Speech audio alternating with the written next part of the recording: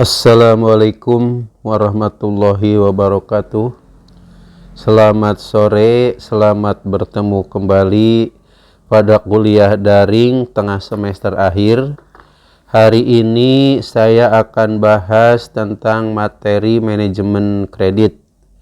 Yang pertama kita akan awali dengan pengertian daripada kredit menurut ketentuan yang berlaku, yaitu Undang-Undang Nomor 7 Tahun 1992 sebagaimana telah diubah dengan Undang-Undang Nomor 10 Tahun 1998 tentang perbankan, termasuk di dalamnya pengertian kredit dan pengertian pembiayaan.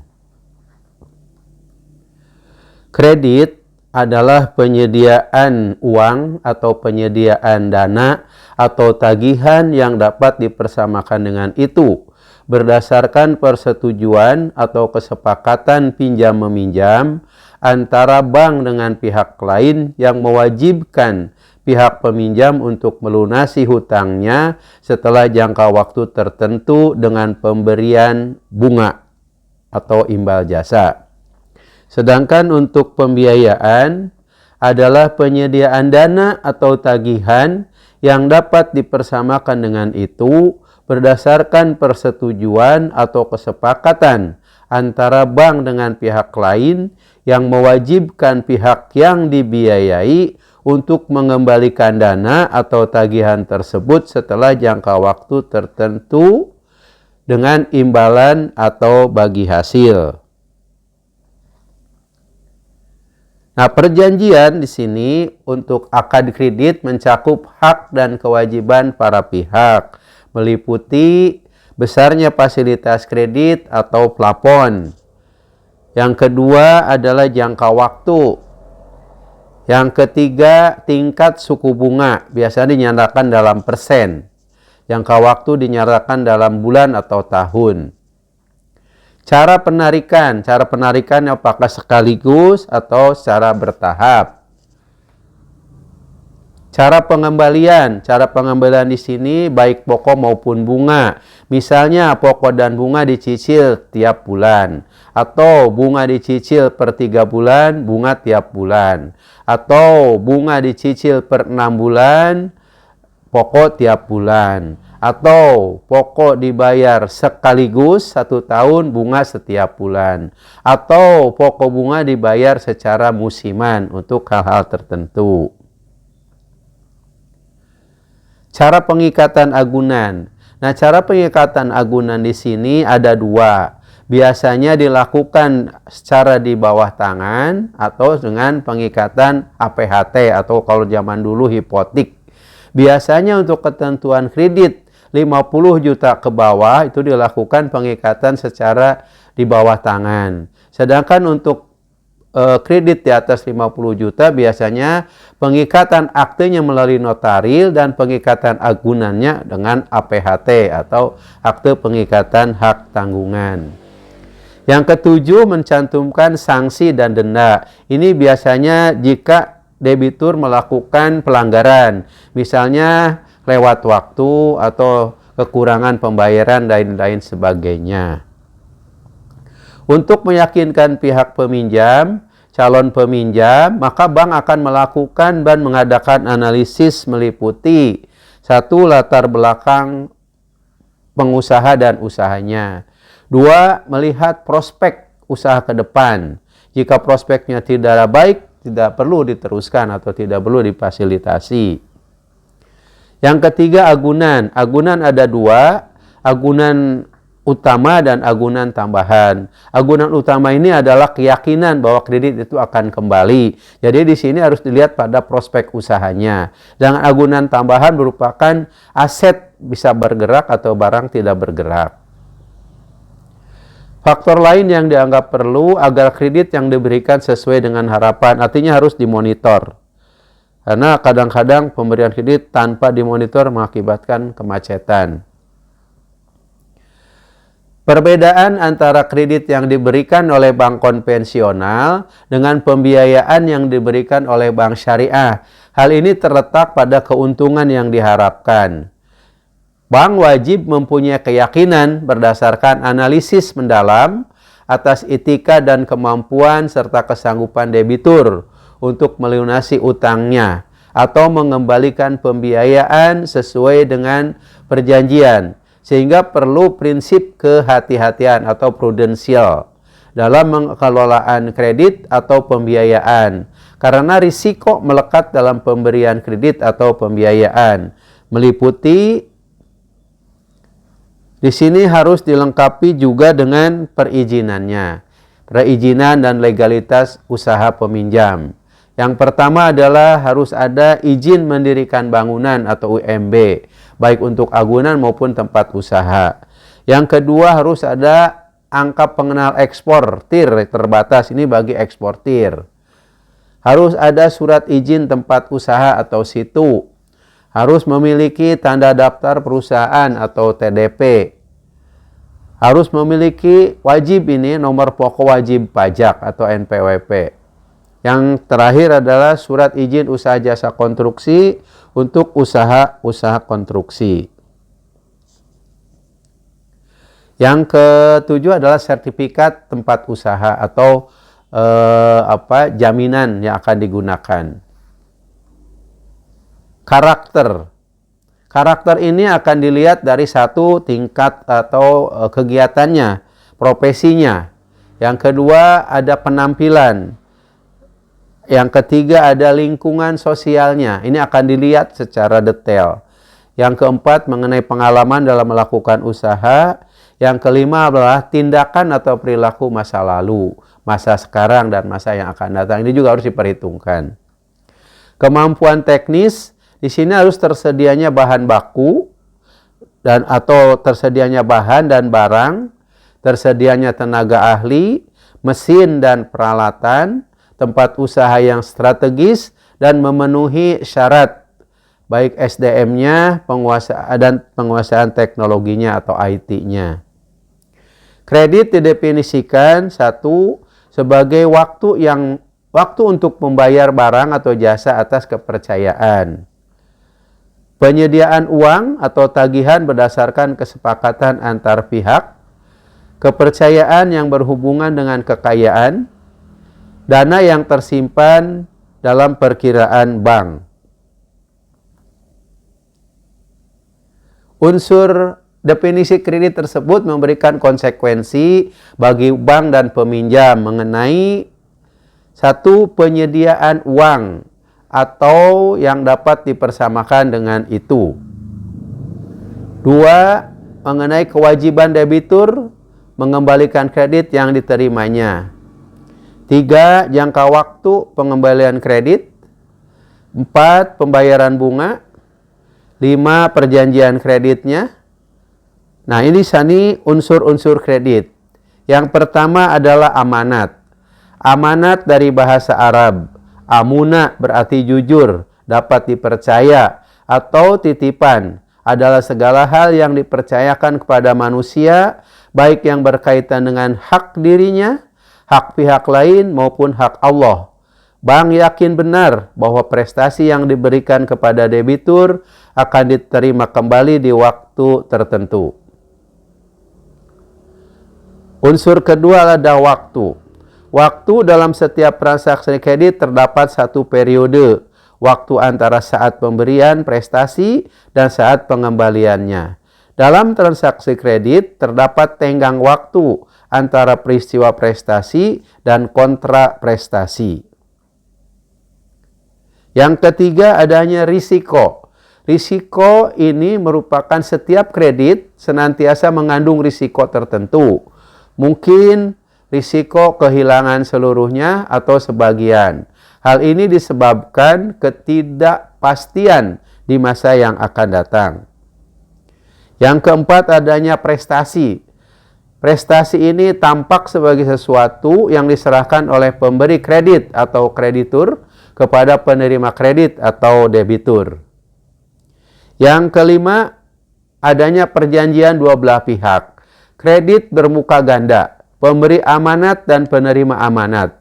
Dari sudut penerima amanat atau debitur berupa utang, suatu kewajiban yang harus dipenuhi Sementara dari sudut pemberi amanat atau kreditur berupa kredit, suatu kepercayaan dan harapan bahwa debitur mau memenuhi kewajibannya pada waktu jatuh tempo. Yang keenam, perjanjian keuangan. Terkecuali dalam keadaan khusus atau luar biasa, utang dan kredit dalam perekonomian modern dinyatakan atau dihitung dalam satuan uang atau alat bayar. Media kredit. 1. Media kredit dengan sirkulasi terbatas meliputi A. 1. Sekuritas atau obligasi. Kredit jangka panjang biasanya dengan tingkat suku bunga atau kupon tertentu yang bersifat kontraktual. B.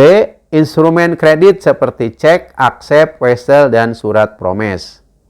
Media kedua, yaitu media kredit dengan sirkulasi umum meliputi A. Uang pemerintah, uang giral, sertifikat deposito, uang kertas dan logam, inconvertible, uang kertas convertible dan inconvertible. B.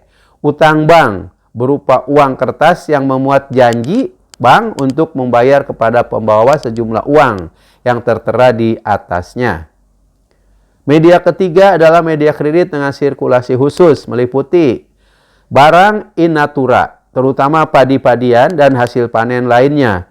Umumnya dipergunakan oleh pasar uang dan terorganisasi dikotomi pasar uang seringkali melanggengkan tabungan tidak produktif. Penggolongan kredit.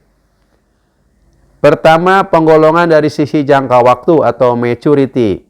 1. Kredit jangka pendek atau short-term loan. Biasanya jangka waktunya maksimal 1 tahun. Yang kedua, jangka menengah, yaitu berkisar 1-3 tahun.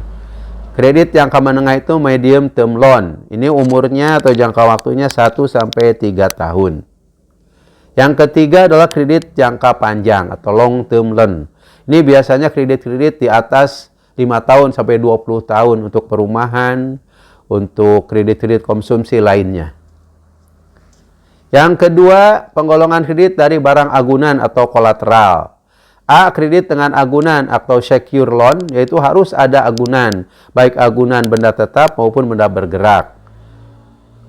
B. Kredit tanpa agunan, insecure loan. Ini biasanya untuk kredit-kredit kepada para pegawai, baik pegawai negeri atau pegawai swasta. Penggolongan kredit dari nomor 3 adalah penggolongan kredit dari segmentasi usaha. Di sini disesuaikan dengan sektor usahanya, ada perdagangan, ada otomotif, ada farmasi, ada tekstil, makanan, konstruksi, dan sebagainya. Penggolongan kredit berdasarkan tujuan atau tujuan kredit. A. Kredit komersil atau kredit produktif. B. Adalah kredit konsumtif.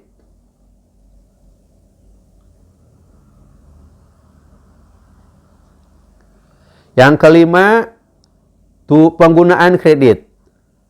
A. Kredit modal kerja adalah penggunaan dana yang akan habis dalam satu siklus usaha, yaitu dimulai dari perolehan uang tunai dari kredit bank, kemudian digunakan untuk membeli barang dagangan atau bahan-bahan baku, selanjutnya memperoleh uang kembali. B. Kredit investasi, yaitu kredit yang diberikan oleh bank kepada peminjam untuk membeli barang-barang modal dalam rangka membiayai pengadaan barang-barang modal maupun rehabilitasi, modernisasi, ekspansi, relokasi, dan pendirian proyek baru. Tujuan pemberian kredit. 1. Memberikan keuntungan baik bagi bank maupun bagi debitur. Kedua, meminimalisir kredit bermasalah. Di sini harus diantisipasi, dilakukan monitoring dan pengawasan. Yang ketiga, mengupayakan pelunasan kredit sesuai kesepakatan. Ini juga sama, harus dimonitoring, dilihat sesuai perjanjiannya. Perencanaan kredit. 1. Penetapan pasar sasaran yang perlu diidentifikasi agar bank dapat melakukan operasional secara efektif dan efisien untuk mendapatkan keuntungan dalam waktu relatif singkat. B. Kriteria risiko yang mungkin timbul pada setiap pasar sasaran atau target market dapat ditentukan secara kualitatif maupun kuantitatif sebagai pedoman operasi bagi seluruh pegawai dalam melaksanakan pemberian kredit kepada debitur. Yang ketiga, kriteria nasabah yang dapat dilakukan berdasarkan prinsip 5C. Nanti kita akan uraikan apa itu 5C. Batas maksimum pemberian kredit atau BMPK. Yang A, menentukan aktiva tertimbang menurut risiko. Nah, kita juga akan bahas nanti di pertemuan-pertemuan ke depan apa yang namanya ATMR, apa yang namanya nanti LDR, atau namanya BOPO dan sebagainya. Kita akan bahas di pertemuan ke depan.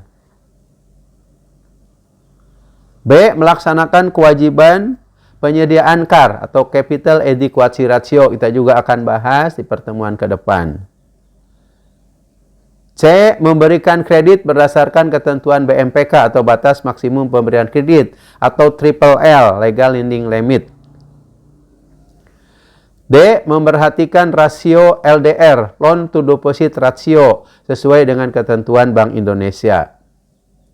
Prinsip pemberian kredit.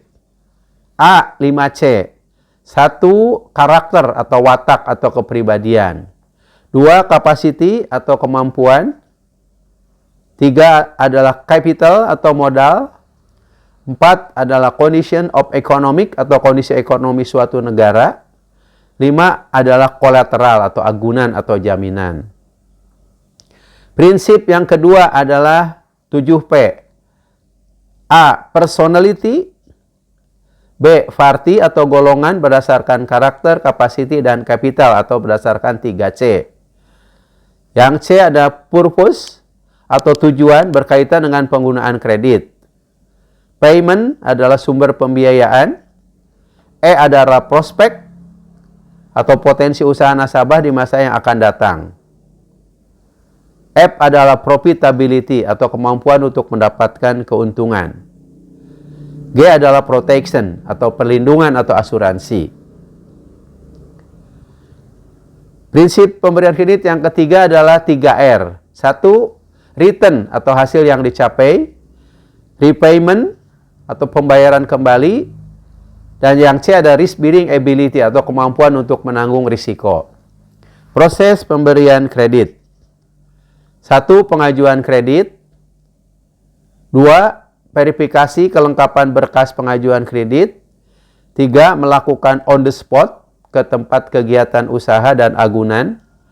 Kelima, penilaian agunan kredit. Keenam, proses analisis kredit.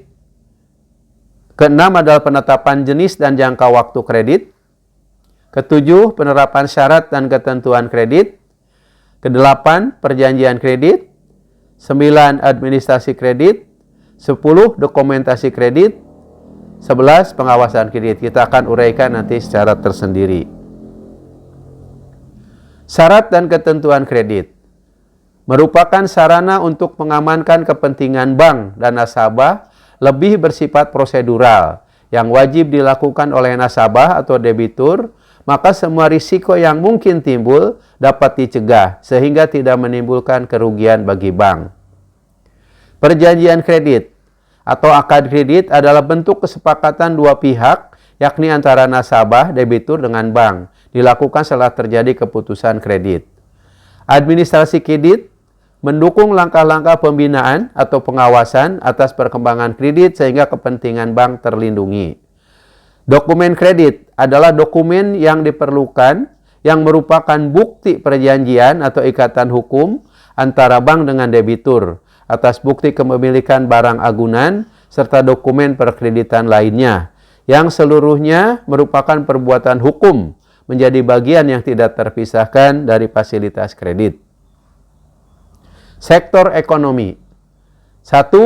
Sektor pertanian meliputi perburuan, perikanan, peternakan, perhutanan, perkebunan, dan pertanian, dan lain-lain. Sektor industri meliputi manufaktur, otomotif, garmen, dan lain-lain. Pertambangan meliputi minyak, timah, batu bara, dan galian. C. D. Konstruksi meliputi konstruksi gedung, jalan, jembatan, bandara, pelabuhan, properti, dan lain-lain. Perdagangan meliputi wholesale dan retail sale. Pengangkutan meliputi telekomunikasi dan pergudangan, angkutan darat, angkutan laut, dan angkutan udara. G. Jasa dunia usaha meliputi pendidikan dan dunia usaha. H. Jasa sosial masyarakat meliputi rumah sakit, klinik, dan sekolah serta perguruan tinggi. I. Kredit profesi meliputi profesi konsultan, notaris, pengacara, akuntan, dokter, apoteker, bidan, guru, dosen. Pengawasan kredit. Aktiva produktif berupa kredit yang diberikan memberikan pendapatan terbesar sehingga menjadi kualitas kredit merupakan hal yang paling utama agar bank memperoleh pendapatan maksimal sesuai yang diharapkan dengan melaksanakan pengawasan kredit secara berkesinambungan. Bank dapat mengetahui perkembangan debitur dari waktu ke waktu dan dapat mengambil keputusan yang sesuai dengan kondisi debitur. Juga bertujuan memenuhi informasi kredit yang dibutuhkan, baik oleh pihak intern maupun ekstern. Dalam hal ini, Bank Indonesia atau Otoritas Jasa Keuangan, Departemen Keuangan, Badan Pemeriksa Keuangan, audit, dan pihak lainnya. Fungsi pengawasan kredit. Mengetahui secara dini penyimpangan sehingga dapat segera mengambil langkah-langkah tepat dan cepat untuk melakukan perbaikan. Untuk mengantisipasi timbulnya masalah kredit agar diambil tindakan preventif untuk mencegah masalah. Cara melakukan pengawasan.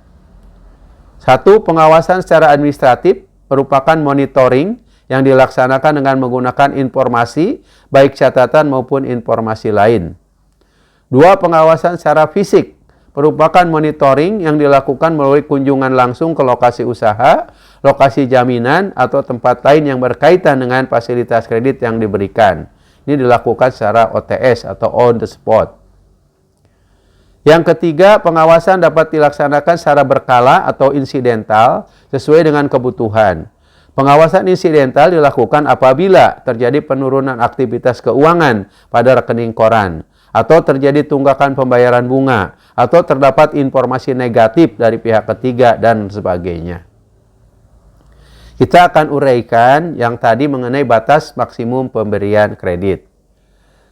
Apa itu batas maksimum pemberian kredit? Adalah persentase maksimum penyediaan dana yang diperkenankan terhadap modal bank, sebagaimana Peraturan Bank Indonesia atau PBI nomor 7/PBI/2005 tanggal 20 Januari 2005.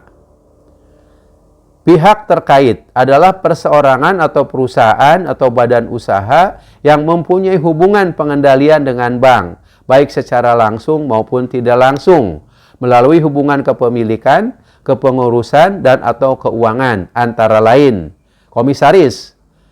A. Perusahaan berbentuk hukum perseroan terbatas atau PT adalah komisaris sebagaimana dimaksud dalam pasal 1 angka 5 Undang-Undang nomor 1 tahun 1995 dengan tentang perseroan terbatas yang telah diubah dengan Undang-Undang nomor 40 tahun 2007.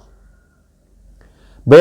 Perusahaan berbentuk hukum perusahaan daerah atau PD atau perusahaan umum daerah atau Perumda adalah komisaris sebagaimana dimaksud dalam pasal 19 Undang-Undang nomor 5 tahun 1962 tentang perusahaan daerah. C. Bagi perusahaan berbentuk hukum koperasi adalah pengawas sebagaimana dimaksud dalam pasal 38 Undang-Undang nomor 25 tahun 1992 tentang perkoperasian, termasuk pejabat yang ditunjuk untuk melakukan fungsi pengawasan. Direksi. A. Bagi perusahaan berbentuk hukum perseroan terbatas atau PT adalah direksi sebagaimana dimaksud dalam pasal 1 angka 4 Undang-Undang nomor 1 tahun 1995 tentang perseroan terbatas atau PT yang telah diubah dengan Undang-Undang nomor 40 tahun 2007 sama dengan ketentuan direksi. B. Bagi perusahaan berbentuk hukum perusahaan daerah atau PD atau perusahaan umum daerah atau Perumda adalah direksi sebagaimana dalam pasal 11 Undang-Undang nomor 5 tahun 1962 tentang perusahaan daerah. C. Bagi perusahaan berbentuk hukum koperasi adalah pengurus sebagaimana dimaksud dalam pasal 29 Undang-Undang Nomor 25 Tahun 92 tentang perkoperasian, termasuk pejabat yang mempunyai wewenang sebagaimana direksi. Pejabat eksekutif adalah pejabat yang bertanggung jawab langsung kepada direksi atau mempunyai pengaruh terhadap kebijakan dan operasional perusahaan atau level kepala divisi, kepala biro, atau kepala bagian. Pihak terkait dengan bank meliputi A. Perseorangan atau perusahaan atau badan usaha yang merupakan pengendali bank bersangkutan. B. Perusahaan badan usaha di mana bank bertindak sebagai pengendali dari perusahaan. C. Perusahaan atau badan di mana bank bertindak sebagai pengendali. D. Perusahaan atau perseorangan atau perusahaan atau badan lain yang bertindak sebagai pengendali dari perusahaan. E. Komisaris, direksi, dan pejabat eksekutif bank. F. Pihak yang mempunyai hubungan keluarga sampai dengan derajat kedua, baik horizontal maupun vertikal. Itulah yang namanya pihak terkait.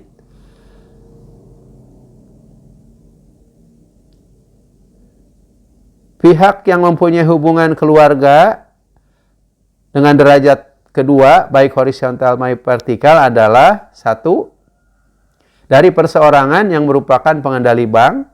2. Dari komisaris, direksi, dan pejabat eksekutif pada bank.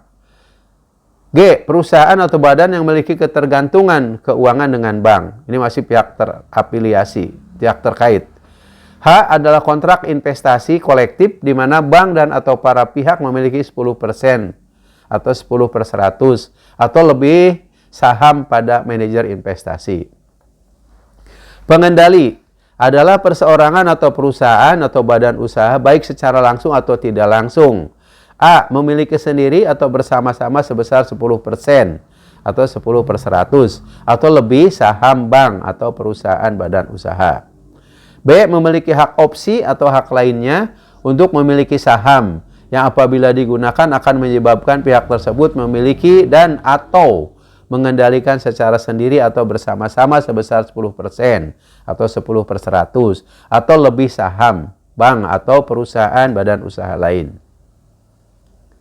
C. Melakukan kerjasama atau tindakan yang sejalan dengan untuk mencapai tujuan bersama dalam mengendalikan bank atau perusahaan atau badan usaha lain.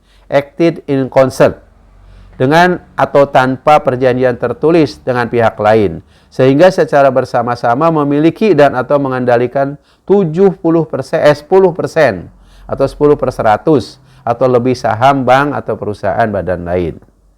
D. Melakukan kerjasama atau tindakan yang sejalan untuk mencapai tujuan bersama dalam mengendalikan bank atau perusahaan atau badan atau acting in concert dengan atau tanpa perjanjian tertulis dengan pihak lain tersebut, sehingga secara bersama-sama mempunyai hak opsi atau hak lainnya untuk memiliki saham, yang apabila hak tersebut dilaksanakan menyebabkan pihak-pihak tersebut memiliki dan atau mengendalikan secara bersama-sama 10% atau 10/100 atau lebih saham bank atau perusahaan atau badan lain.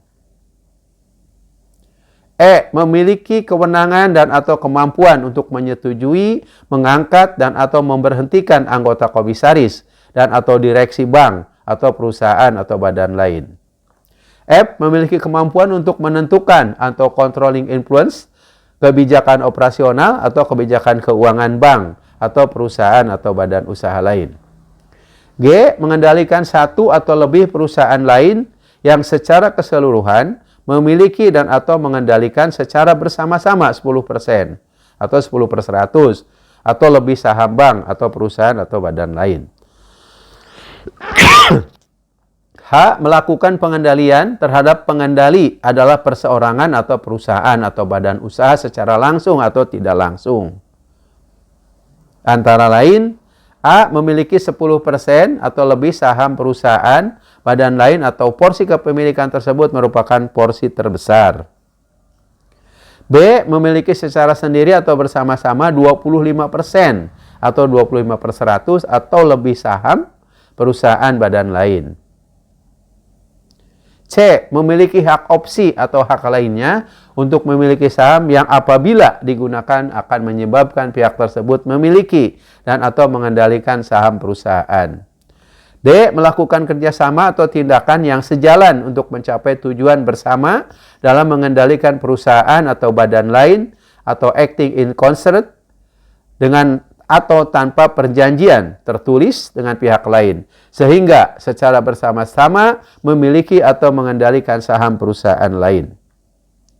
E. Melakukan kerjasama atau tindakan yang sejalan untuk mencapai tujuan bersama dalam mengendalikan perusahaan atau badan, atau acting in concert, dengan atau tanpa perjanjian tertulis dengan pihak lain tersebut, sehingga secara bersama-sama dilaksanakan menyebabkan pihak-pihak tersebut memiliki dan atau mengendalikan secara bersama-sama saham perusahaan atau badan lain.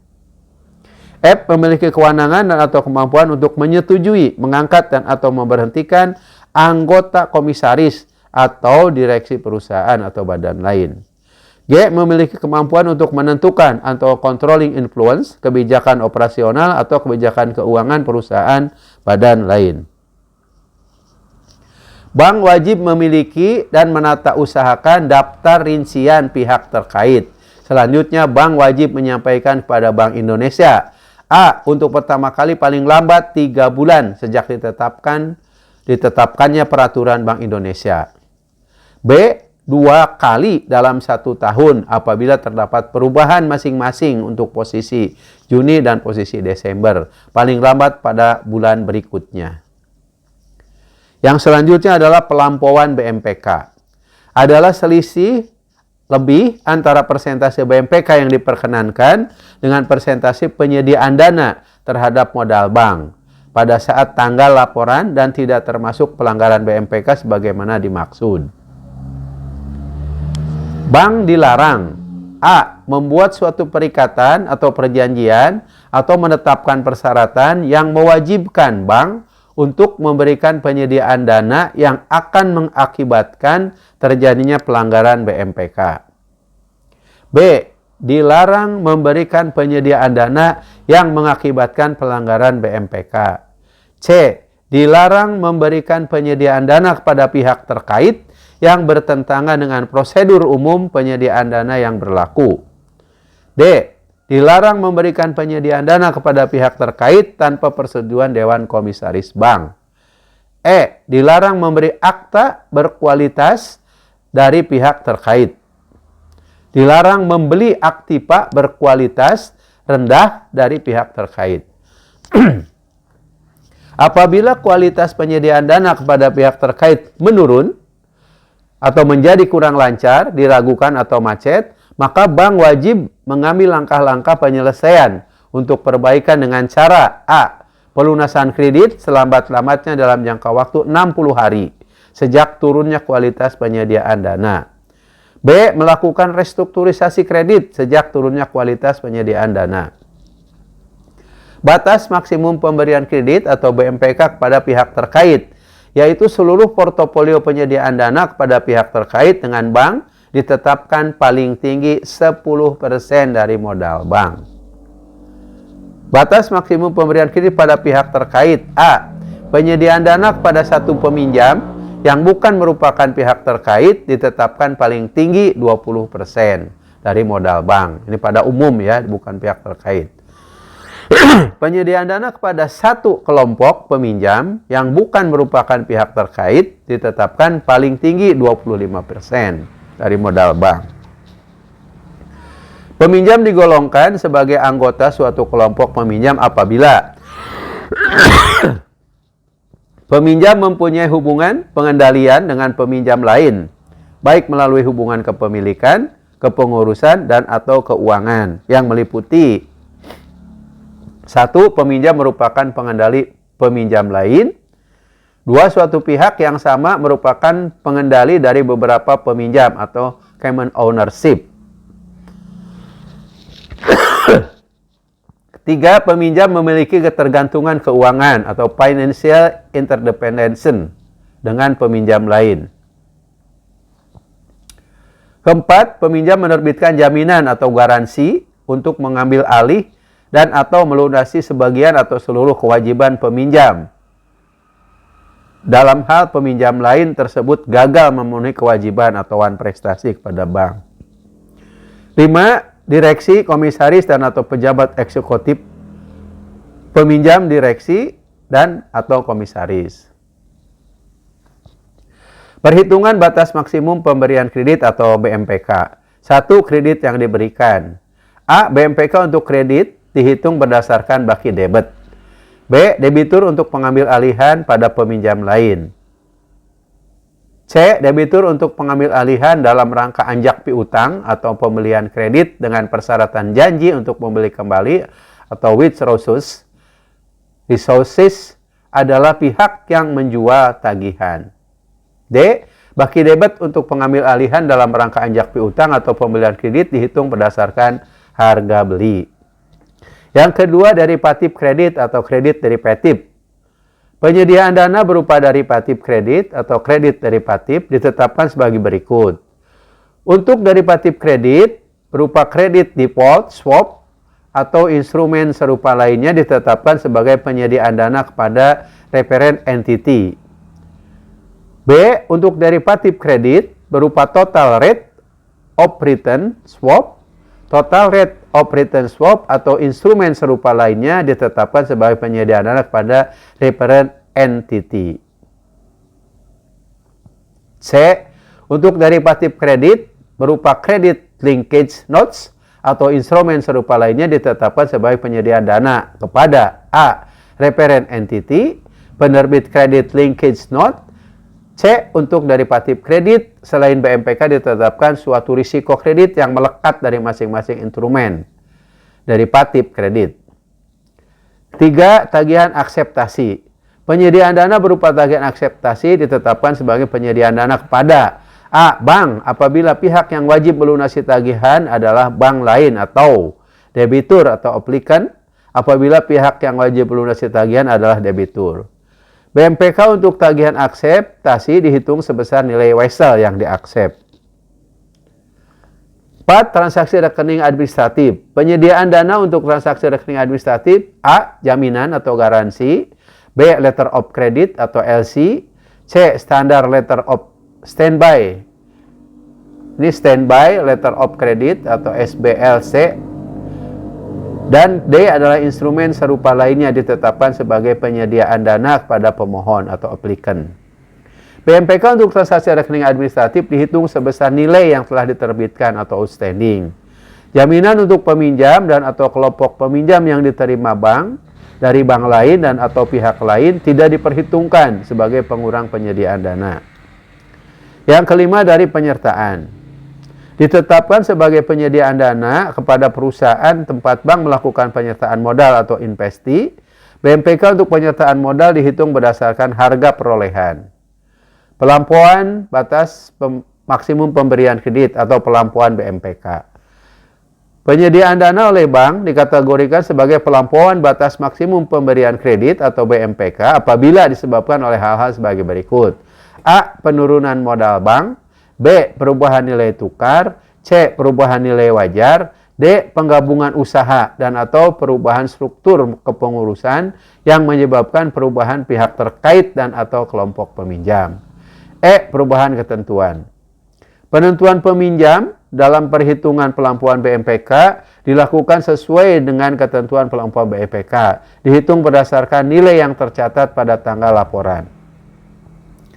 Penyelesaian pelanggaran dan pelampauan batas maksimum pemberian kredit.